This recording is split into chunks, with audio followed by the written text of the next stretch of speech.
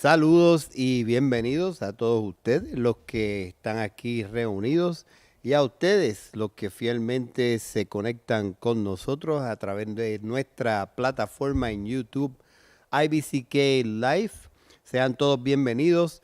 Reciban un cordial saludo de parte de la Iglesia Bautista Central de Kissimmee, transmitiendo desde Florida Central y para el mundo, para hacer bendición a todos ustedes, los que se conectan con nosotros. Damos gracias a Dios que en el medio de todas las circunstancias que tenemos que vivir a diario, podemos sacar un tiempo en donde ustedes y yo podemos sumergirnos en la palabra del Señor y podemos meditar en sus enseñanzas.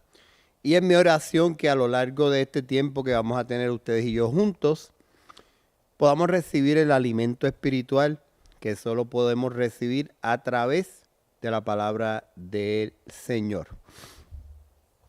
Y hablando de las granjas y las hortalizas, un árbol frondoso puede parecer saludable por fuera. Su apariencia puede ser con muchas hojas verdes, con un tronco bastante fuerte, con una corteza bastante bonita y con buena altura. Pero si sus raíces están enfermas, va a pasar mucho tiempo y cuando el árbol no dé frutos, sabremos que había un problema con el árbol. Así que la verdadera salud del árbol no tiene nada que ver con su apariencia externa, sino por el fruto que se produce. Y así ocurre con los que decimos que somos discípulos de Cristo. No basta con verse como un cristiano. No basta con decir soy cristiano. Es el fruto que se produce, nuestras acciones, las cosas que los demás ven acerca de nosotros nos van a identificar o nos van a no identificar con Jesús o con el cristianismo. Y Jesús mismo lo dejó claro. En Mateo 7:16 él dijo, por sus frutos los conoceréis. Y hoy vamos a reflexionar en Mateo capítulo 5, versos del 13 al 16, para darle continuidad al Sermón del Monte que comenzamos a predicar hace unos cuantos domingos atrás.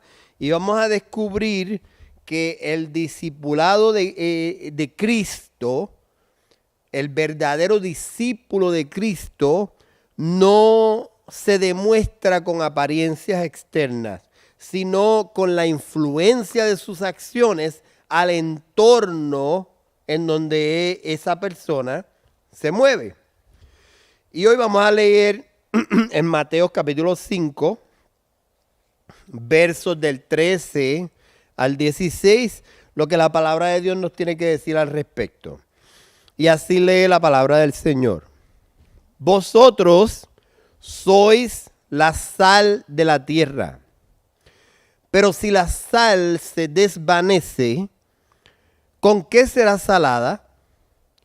No sirve más para nada, sino para ser echada fuera y ser hollada o pisada por los hombres. Vosotros sois la luz del mundo, hablándole a los discípulos. Una ciudad asentada sobre un monte no se puede esconder. Ni se enciende una luz y se pone debajo del almud o debajo de una mesa, sino sobre el candelero y alumbra a todos los que están en la casa. Así alumbre vuestra luz delante de los hombres, para que vean vuestras buenas obras y glorifiquen a vuestro Padre que está en los cielos. Acabas de escuchar la inerrante palabra del Señor y sin adulterar. de Dios Todopoderoso que contiene toda su sabiduría y contiene toda su autoridad y toda su instrucción. Tomémosla así.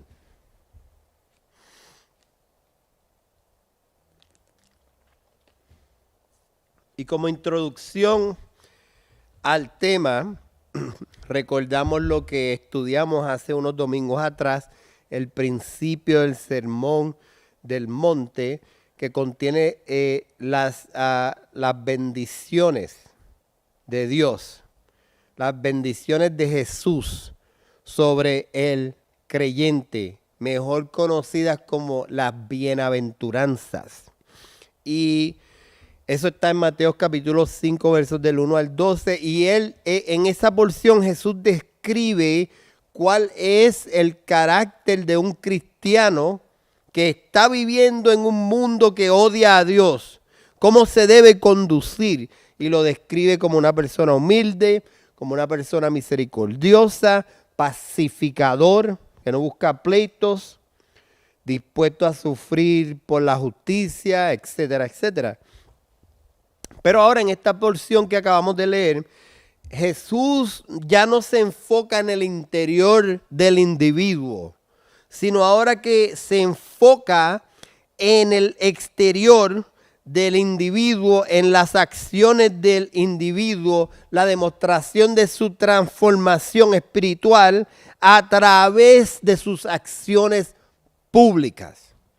La salvación de un individuo se manifiesta públicamente, no porque el individuo dice yo soy cristiano, sino por sus acciones. Las acciones hablan mucho más que las palabras. Las acciones le dan la identificación a un individuo sin ese individuo tener que presentarse, porque sus acciones son su carta de presentación.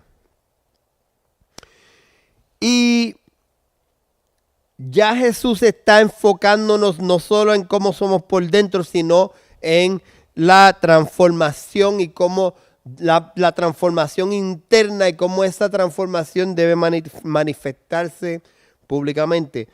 Y valga la aclaración, los cristianos no nos portamos bien para acumular puntos con Dios, para que Dios me dé algo mejor. Dios no tiene acepción de persona. Dios va a bendecir a todos sus hijos por igual, conforme a su voluntad, conforme a la ratificación de sus beneficios sobre la vida del creyente que leemos en las Escrituras. El cristiano se porta bien para estar bien con el Señor, porque el Señor no necesita nuestras buenas acciones para Él estar bien.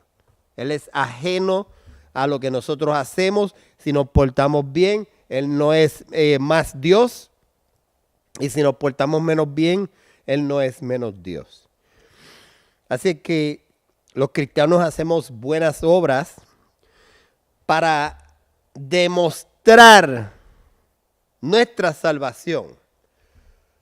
Escuche bien, las buenas obras no producen salvación.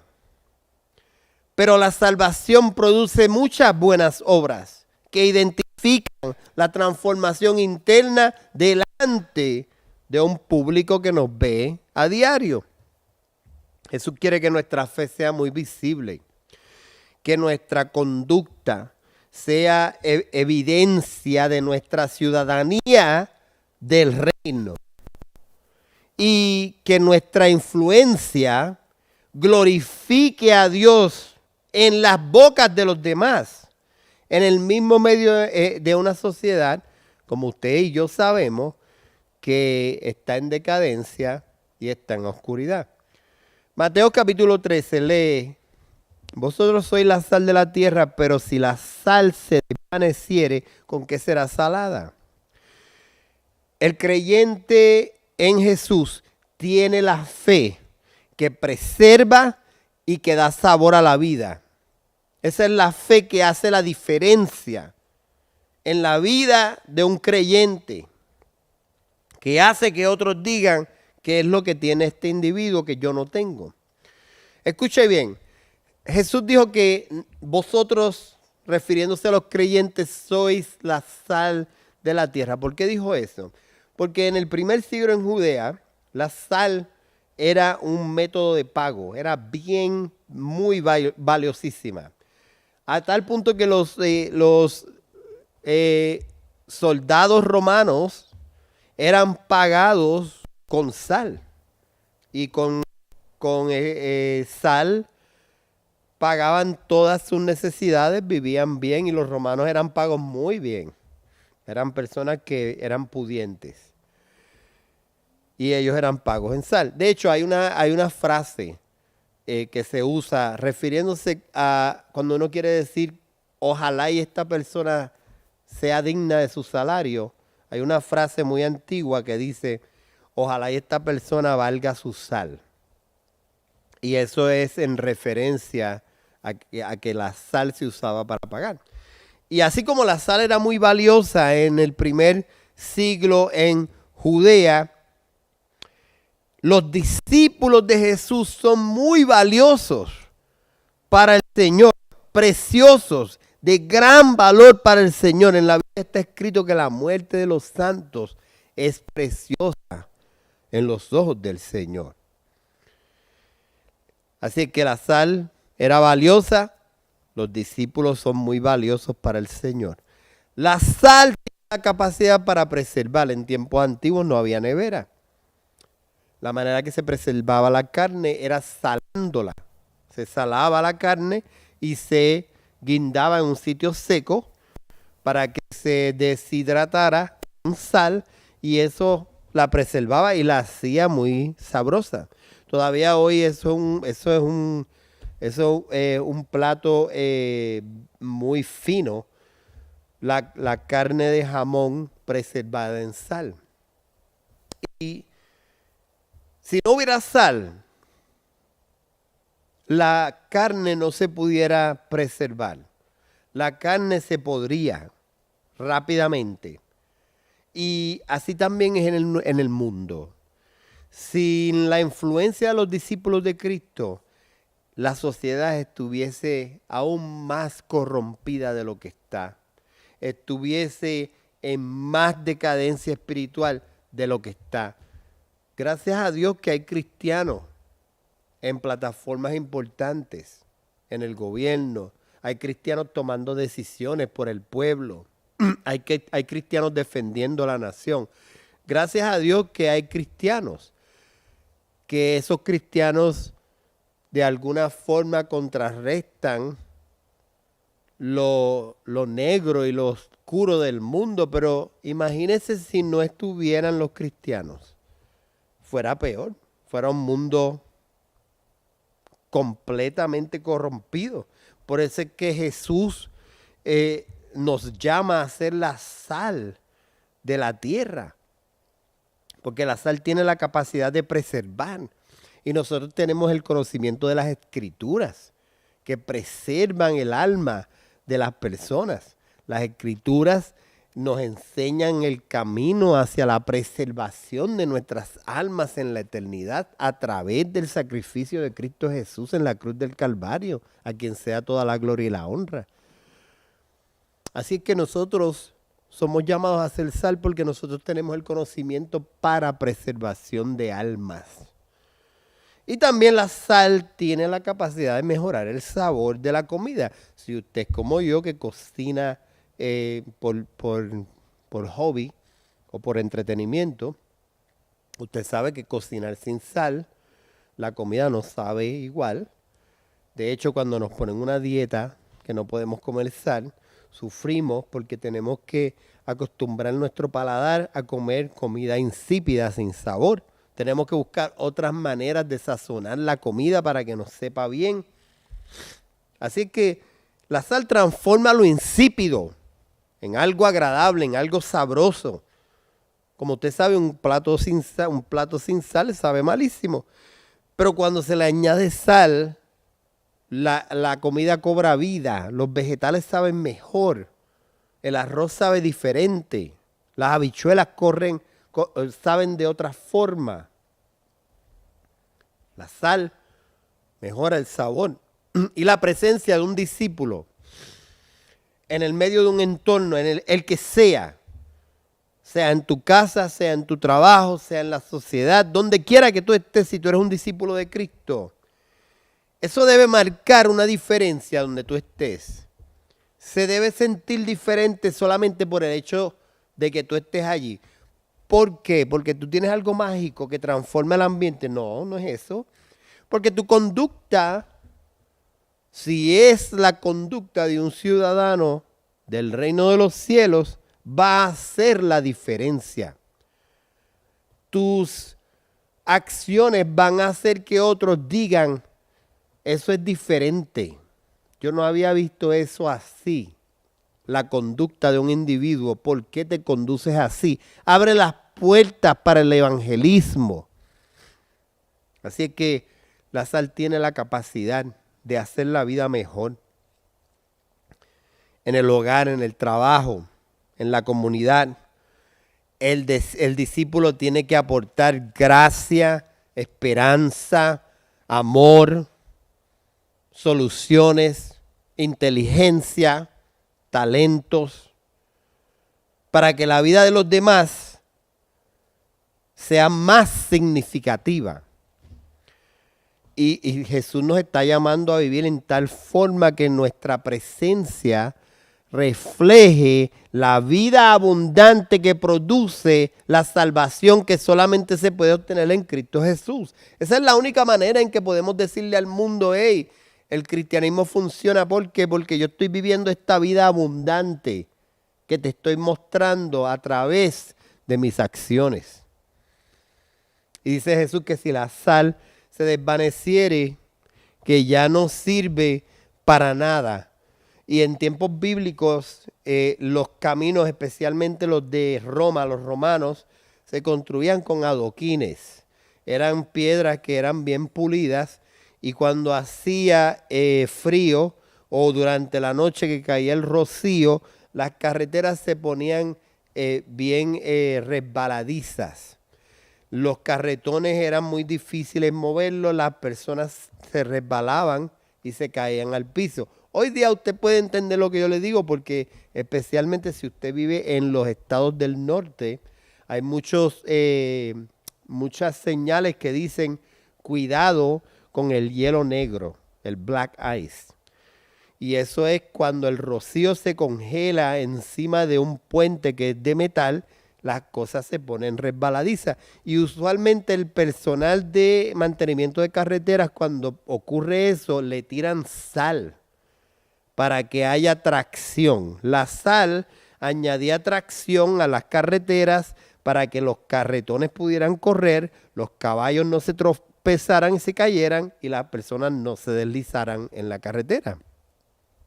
Y Jesús dice que si la sal se desvaneciere no sirve para nada, porque en esos tiempos antiguos, así como la de hoy, la sal que se utiliza es la sal que perdió su propiedad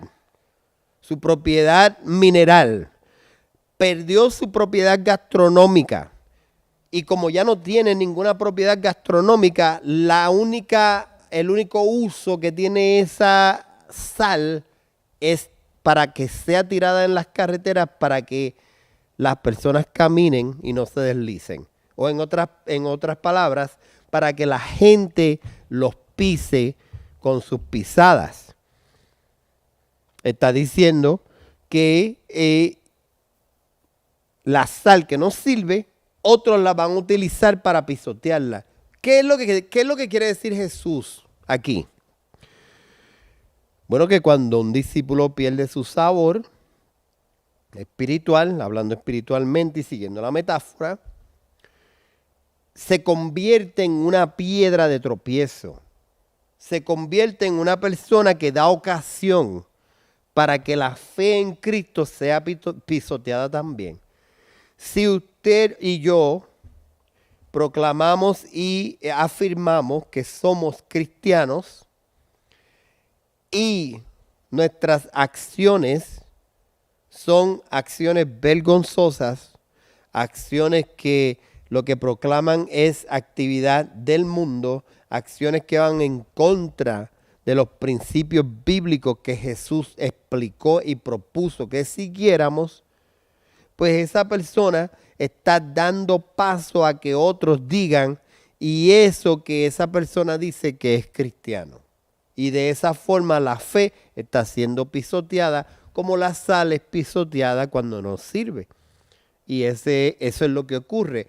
El testimonio del individuo, el mal testimonio del individuo, se debilita, abre la puerta para que otros que no conocen a Cristo, en vez de acercarse a la cruz del Calvario y abrazar a Jesús, lo que digan es, y eso que dicen que son cristianos, cuestionando el poder transformador de Jesús en la vida de los creyentes, porque el reflejo de Jesús en algunos no se ve. Se habla de cristianismo, pero las acciones no reflejan las palabras de sus labios. Y de eso es lo que Jesús está hablando en este lugar. Si la sal se desvaneciere, no sirve para nada más. Y cuando el discípulo de Jesús pierde su sabor, pierde su enfoque, pierde su necesidad de congregarse, su necesidad de mirar hacia el cielo, está abriendo la puerta para que otros hablen de Jesús en una manera diferente, mala, malvada. ¿Cómo se debilita la fe de una persona? Pues el desánimo, las malas compañías, el enfoque en lo temporal y no en lo eterno. Personas se enfocan en lo temporal mucho, en tener más, en amasar más. Entonces esas cosas nos ponen a mirar no en lo eterno, sino en lo temporal. Y cuando uno se enfoca en lo temporal, nuestra fe se debilita. Nuestras acciones comienzan a reflejar algo que es contrario a lo que Jesucristo propone en las Escrituras. El testimonio se debilita, abre la puerta para que otros hablen mal de Jesús y para que el poder transformador de Dios no refleje salvación, sino que refleje condenación. Mateo capítulo 5, versos 14 al 16. Dice Jesús que no se enciende una luz y se pone debajo de un almud, sino sobre el candelero y alumbra a todos los que están en casa. Así alumbre vuestra luz delante de los hombres, para que vean nuestras buenas obras y glorifiquen a vuestro Padre que está en los cielos. Vosotros sois la luz del mundo, dijo Jesús. Bueno, Jesús nos da como un piropo, nos tira una flor a los creyentes. Ustedes son la luz del mundo. Ahora, esto es una espada de dos filos. ¿Por qué? Porque esto es un título que él utilizó para referirse a él mismo. Léalo en Juan capítulo 8, verso 12. Otra vez Jesús les habló diciendo, yo soy la luz del mundo. Ese es Jesús diciendo, yo soy la luz del mundo. El que me sigue no andará en tinieblas, sino que tendrá la luz de la vida. Y más adelante en Juan capítulo 9, verso 5, lo dice de una manera más directa. Dice, entre tanto que yo estoy en el mundo, mientras estoy caminando, vivo en mi carne, yo soy la luz del mundo. Cuando deja de estar en la tierra, nosotros somos la luz del mundo. Es una declaración que pesa en los hombros de los creyentes porque está estableciendo una verdad fundamental. Todo el que ha recibido la luz del Evangelio, no solamente él mismo ha sido iluminado por el Espíritu Santo que iluminó su mente, ahora él tiene la responsabilidad de con la realidad que él está viviendo y con la realidad que él sabe, iluminar a otros para que reciban la salvación que tú y yo sabemos que tenemos. La misma luz que disipó tu oscuridad, si tú recibiste a Cristo, debe brillar a través de ti, a través de mí, para que disipe la luz de otros. Y de eso se trata, mostrar la salvación de Cristo.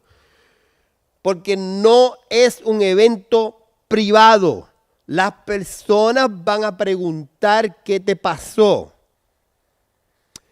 No sé si ustedes han visto los dos casos, pero yo he visto los dos casos que les voy a explicar. He visto el caso donde la persona sale de la iglesia diciendo que es cristiano, pero de repente sigue cometiendo los mismos errores, viviendo la misma vida, y las personas dicen, pero él no dijo que era cristiano, ¿cuándo va a cambiar? También he visto el otro caso donde la persona no dice que es cristiano, pero sus acciones lo delatan. Y las personas cuando le preguntan, ¿qué te pasó? ¿Por qué tú eres diferente de esta forma? A, B, C, D o E. Y la persona no le cabe otro remedio que decir, es que le entregué mi vida a Cristo. Porque todo el que está expuesto al verdadero evangelio, su vida es transformada. Pero si la sal se desvaneciere, ya no sirve para nada.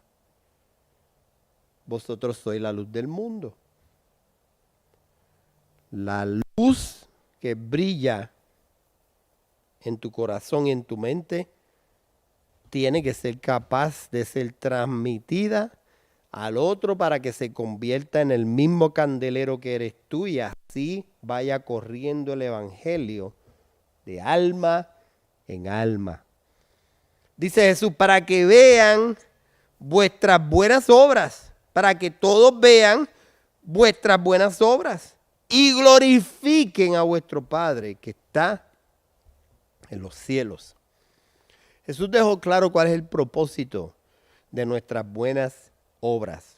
Y como les dije al principio, no es precisamente acumular puntos con el Señor para tener más beneficios con Él. No. No es la autopromoción en esta tierra tampoco, ni tampoco es buscar méritos delante de la gente. No. Porque es gracia, la salvación es por gracia, así que sus obras no van a impresionar a Dios. La salvación es por gracia, los talentos son por gracia, así que las personas que te ven haciendo las buenas obras es por gracias, es por gracia de Dios. Así que todo tiene que redundar hacia Dios mismo. Sin embargo, la evidencia de tu salvación van a ser tus buenas obras. Las buenas obras de un creyente son la evidencia, la tarjeta de que esa persona tiene una fe genuina. Cuando dejamos que nuestra luz brille, no estamos buscando que la gente nos admire. Estamos buscando que la gente admiren a Dios. Eso significa que cada acto de bondad, cada palabra de aliento que tú des, cada decisión íntegra que tú tomes, cada buen consejo que ayude la vida de otra persona, debe apuntar a que Dios sea glorificado, a que Dios sea reconocido como la fuente de todas las cosas buenas que produjeron tus acciones. Nuestras obras son como señales que dirigen a las personas hacia Dios, no hacia mí, hacia Dios. Personas que dicen, esta persona es diferente. ¿Por qué esta persona es diferente? Y obligan al que hizo la buena acción a decir, no te fijes en mí. Esta buena obra sale porque yo amo al Señor. Y apunta a la persona hacia su verdadera solución, que es encontrarse con Jesús. Él dijo, yo soy el camino, la verdad y la vida. Y todo aquel que cree en mí no morirá, mas vivirá eternamente. En otras palabras, la vida cristiana es un testimonio público, completamente público. Escuche, si la gente ve nuestras acciones y piensa en nosotros, nos halagan y nos exaltan a nosotros, hemos fallado. Pero si la gente ve nuestras buenas acciones y al final de la interacción tú puedes dirigir a esa persona a glorificar a Dios, hiciste el trabajo bien. La persona no va a glorificar a Dios simplemente porque te vieron hacer una buena acción. La naturaleza pecaminosa hace que uno reconozca al individuo y lo exalte. Pero el individuo que conoce quién es Dios y que estamos parados aquí a través de su gracia, inmediatamente dice, gracias por el halago, pero ¿sabes qué? Yo tengo este talento porque fue Dios quien me lo dio. Entonces, todo se refleja en el verdadero dador de toda buena dádiva, en Dios, para que vean buenas obras y glorifiquen a Dios. Como les dije, testimonio es público para bien y testimonio es público para mal. El testimonio revela que hubo poder transformador en tu vida y te cambió, o que no hubo tal transformación y continúas siendo quien todo el mundo conoce que eres. Cuando vivimos contrariamente a los mandamientos de Jesús, estamos mostrando que somos amigos de este siglo y de sus costumbres. Piense, ¿cómo están los tiempos que estamos viviendo ahora? Estamos viviendo tiempos donde se están enseñando a los niños que aparte de una familia de papá y mamá, hay una familia de mamá y mamá y hay una familia de papá y papá. De hecho, están enseñando que hay familias donde pueden haber 3 individuos de cualquier sexo que sean. Estamos viviendo en unos tiempos en donde si uno rechaza todas las cosas que la Biblia rechaza, uno es un homofóbico, uno es una persona extremista, uno es una persona radical. Esos son los tiempos que estamos viviendo ahora. Y si uno se conforma a las cosas de este siglo, pues entonces estamos caminando en contra de lo que profesamos que somos. Pero cuando vivimos de una manera contraria a lo que este siglo establece, al status quo, entonces estamos mostrando que verdaderamente Cristo es importante y real, y que Cristo cambia vidas, y que Cristo verdaderamente transforma el corazón, y eso va a despertar en otros el deseo de conocer a Dios y de que haya un encuentro con el Dios que ya te transformó a ti y a mí. Y quiero concluir con la presentación del Evangelio, porque sabes que ser salvo no tiene nada que ver con un pastor diciendo, ¿quién quiere ser salvo? Levante su mano. Y una persona corriendo donde mí, y yo haciéndole recitar una oración, repita conmigo. Y después que repitió la oración, yo oro por esa persona y esa persona se va y continúa viviendo como un inconverso. No, esa no es la salvación. La salvación tiene que ver con entendimiento de la realidad bíblica. Tiene que ver con el entendimiento de los conceptos que te voy a explicar a continuación. Fíjate bien, la humanidad completa, tú, yo, todo el mundo, el que está en China, en Japón ahora mismo, todo el mundo, los que han vivido, los que fallecieron y los que vivirán, todos. La Biblia dice en Romanos 3 que todos somos pecadores, todos somos culpables de haber pecado. Porque la Biblia dice que si rompemos uno de los mandamientos una sola vez, ya somos declarados culpables. Para Jesús eran 613 leyes. Nosotros nada más tenemos que cumplir 10. Pero el problema es que Santiago capítulo 2 verso 10 dice, porque cualquiera que guardare toda la ley pero ofendiere en un punto y se hace culpable de ese punto una sola vez, ya se ha hecho culpable de todos los mandamientos. Así que si tú rompiste uno de esos mandamientos, ya tú eres culpable. La gente se ofende cuando yo digo que todos somos culpables. Pastor, ¿en dónde está mi pecado? Yo entro a trabajar a las 7, me levanto temprano, hago ejercicio, cocino el desayuno de mi familia, me voy a trabajar. Yo no fumo, yo no bebo, yo no masco tabaco ni escupo, no tengo amantes. Salgo de mi trabajo, voy directo a mi casa, ayudo a mi esposa a lavar los platos y a cocinar, hasta le leo la Biblia a mi hijo. ¿En dónde está mi pecado, pastor? Bueno, el Señor Jesús dijo, has escuchado que si cometes adulterio, has cometido pecado. Y Jesús dijo, pero yo les digo a ustedes que si ustedes han pensado un pensamiento sensual acerca de una persona que no es tu cónyuge, tú has cometido adulterio espiritual. Ya a partir de esa premisa, todos los seres humanos somos culpables. También él dijo esto. Él dijo que si tú llamas a tu hermano raca, que era una palabra hebrea antigua que quiere decir estúpido, o si tú odias a tu hermano en secreto en tu corazón, tú has cometido homicidio espiritual.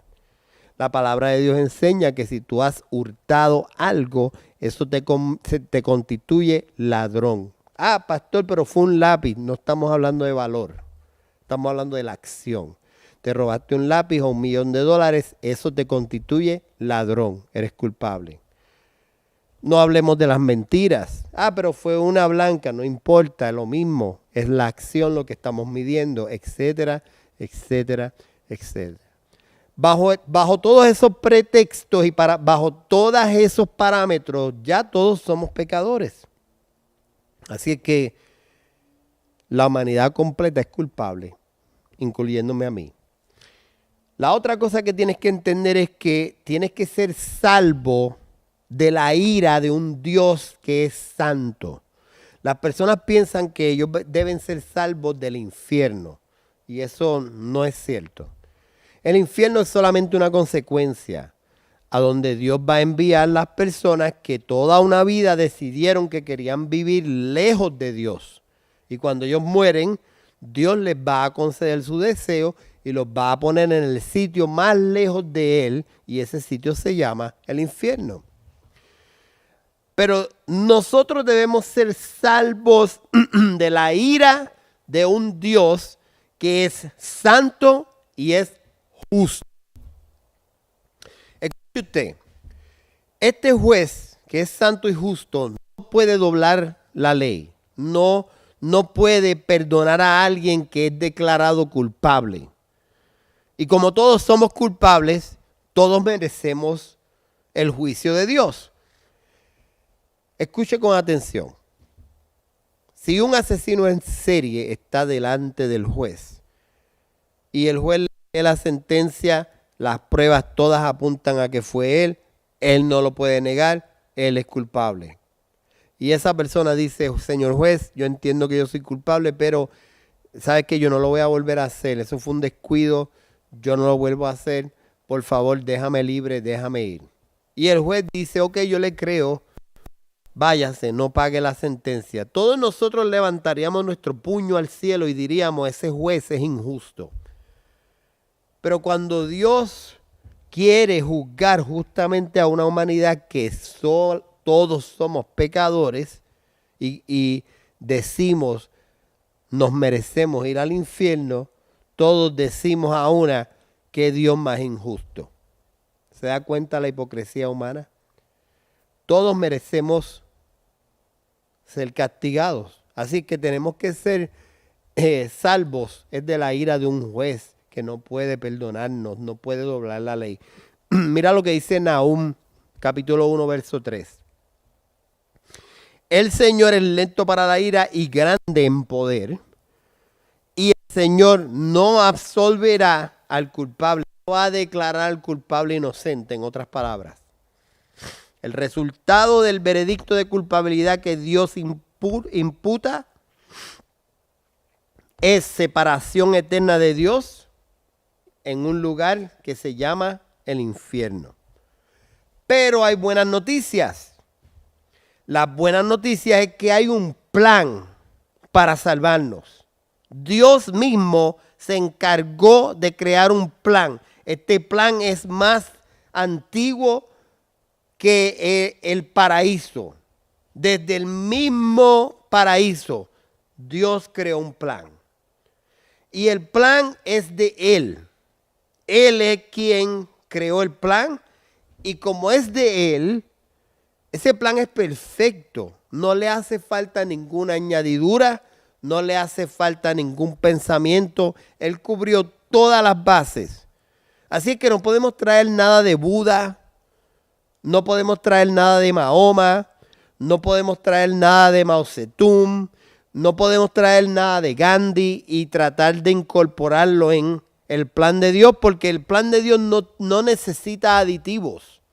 Está completo y no necesita algo más. Ahora, mira cómo dice el profeta Isaías, reafirmando que quien salva es Dios y que el plan es de Él. Dice, porque Jehová es nuestro juez, como ya les dije, Él nos va a juzgar. Jehová es nuestro legislador, porque Él creó las leyes a los cuales estamos sujetos nosotros. Y Jehová es nuestro rey, porque usted sabe que Él gobierna. Él mismo nos salvará. ¿Quién más puede exonerar a un preso que es culpable si no es el máximo gobernador, el rey? Él nos salvará. Y el plan que Él creó es a través de Jesús. Jesús es el único camino y no hay otro camino más. Porque usted y yo somos totalmente incapaces de salvarnos a nosotros mismos. Piense, imaginémonos por un segundo que a partir de ahora no vamos a pecar más ni de mente ni de acción. Imposible, pero imagínalo por un segundo. Y el pecado que ya cometimos, ¿quién lo va a pagar? Todavía somos culpables. Así que no tenemos ninguna esperanza a través de nuestras acciones de salvarnos a nosotros mismos. No podemos. De manera que hay que seguir el plan que Dios ya estableció. ¿Cuál es ese plan? Bueno, en Hechos capítulo 16, verso 31 en adelante, está la historia de un carcelero en Filipos, que le pregunta a Pablo, Pablo, ¿qué debo de hacer yo para ser salvo? Y la respuesta de Pablo es sencilla, cree en el Señor Jesucristo y serás salvo. Eso es todo. Creer en el Señor Jesucristo. ¿Creer qué? Bueno, debes creer que Jesucristo vino a este mundo de una forma milagrosa, porque una virgen es incapaz de dar a luz. Para que una mujer dé a luz, tiene que haber un óvulo fecundado.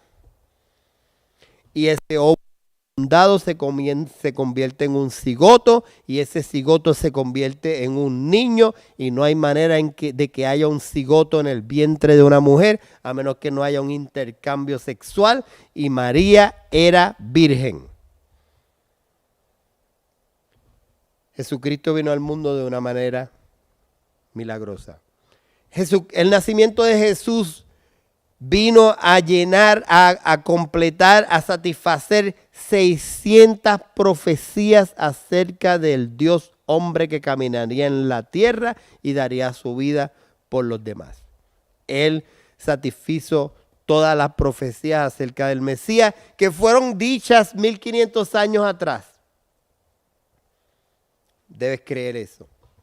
Debes creer que Jesús vivió en inocencia. Él no cometió pecado. Cuando lo estaban abofeteando, él no pensó, espera a que yo llegue en mi caballo blanco para que veas a quién estabas pegando. Porque eso invalidaría el sacrificio. Está pecando. En vez, él dijo, perdónalos porque no saben lo que hacen. Una vida perfecta, ejemplar, no cometió pecado. Sus enseñanzas eran tan profundas, tan balanceadas, tan sustanciosas para el alma y la vida de las personas que gobiernos utilizan sus principios para gobernar. Debes creer eso. Debes creer que Jesucristo murió en inocencia. Todo lo que le pasó a Jesucristo fue injusto. La sociedad judía no podía celebrar un juicio de noche. El juicio de Jesucristo fue nocturno. La sociedad judía no podía declarar a nadie si no habían dos testigos oculares. Trajeron dos testigos falsos, no pudieron demostrar que Jesús era culpable. La sociedad judía no podía sentenciar a nadie a la pena de muerte. Ellos llevaron a Jesús delante de el procónsul romano y el gobernador romano no halló causa para matarlos. Sin embargo, ellos empujaron la pena de muerte injustamente cuando no había ni siquiera un solo cargo. Jesucristo murió en inocencia. Debes creer eso. Debes creer que Jesucristo fue muerto por crucifixión, fue sepultado y al tercer día se levantó de entre los muertos y más de 500 personas lo vieron después que fue crucificado, lo vieron ascender al cielo. Debes creer eso. Eso está escrito en los 4 evangelios y está completamente registrado. Y ahora alguien va a decir, pastor, estás probando la Biblia con Biblia. Bueno, léalo en los escritos de Flavio Josefo, un historiador romano, quien fue traído a Judea en el primer siglo para redactar libros que registraran las guerras de los judíos. Hoy día usted puede ir al internet y buscar los escritos de Flavio Josefo. Se llaman Las Guerras Judías. En el capítulo 90 le escribió y había un hombre, si podemos llamarlo hombre, llamado Jesús, quien hizo milagros indubitables que no podemos explicar, fue crucificado y fue visto entre sus discípulos después de haber sido sepultado. Eso es historia. Eso ocurrió. Jesucristo está vivo y Él salió de entre los muertos. Debes creer eso. Debes creer que Él ascendió al cielo y que prometió que iba a preparar morada para nosotros y que vendría a buscarnos. Y que si nosotros morimos, que iremos directo a morar con Él en el cielo. Debes declararlo tu Dios y tu Señor. Y una vez tú tengas ese entendimiento en el corazón, elevas una oración que yo te voy a ayudar y declárate culpable. Declárate culpable de tu pecado y pídele que te perdone. Y la palabra de Dios enseña que si tú expresas que tú eres culpable y que tú le dices al Señor, perdóname, limpia mi vida, inclúyeme en el libro de la vida, la palabra dice que si tú haces eso, que tienes que confiar que su promesa es que tendrás vida eterna, serás salvo y que Él vendrá por ti y por mí un día para vivir con Él eternamente. Ora conmigo. Señor, te ruego que todos los que fueron expuestos a esta maravillosa palabra sean iluminados por el Espíritu Santo, para que el entendimiento les sea también abierto, iluminado por el amor de Jesús.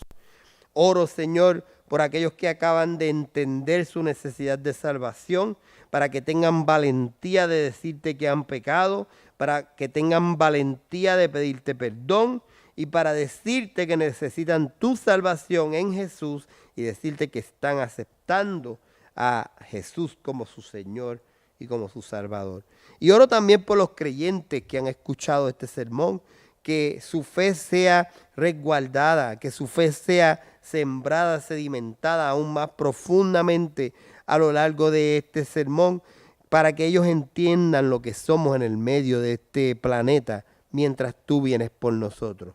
Gracias, Señor. Te pido que los bendigas a todos los que han escuchado este sermón y que, Señor, tu palabra les sea de provecho y bendición.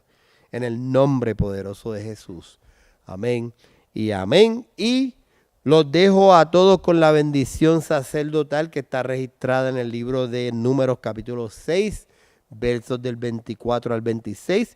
Jehová te bendiga y te guarde. Jehová haga resplandecer su rostro sobre ti y tenga de ti misericordia.